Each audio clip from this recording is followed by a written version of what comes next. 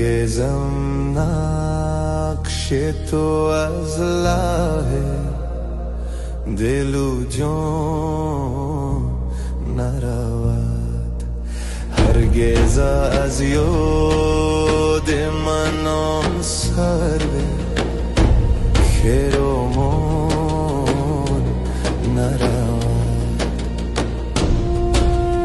از دماغ من سرگشت تخیل دهنت با جفای فلک و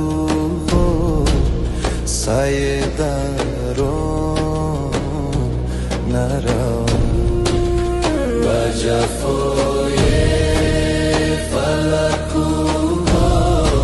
سعی در آن نرود.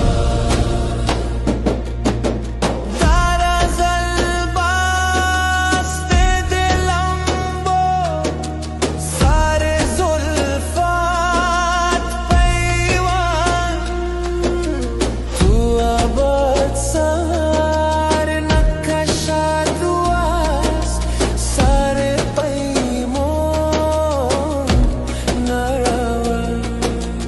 هرچه جز بار کمند بر دل مسکین من است، برود از دل من و از دل من نور نرود، برود از دل من و از دل من نور نرود.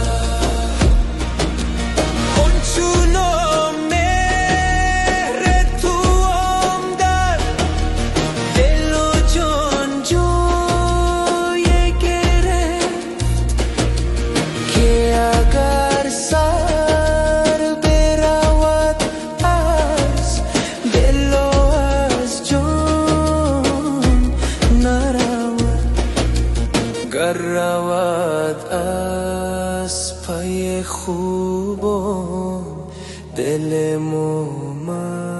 معذور است، درد دارد چه کند کس پی درمان نرود، درد دارد چه کند کس پی درمان نرود. هرگه خواهد که چو حافظ نشود سرگردان، دل به خوبان ندهد و از پیشان نرود.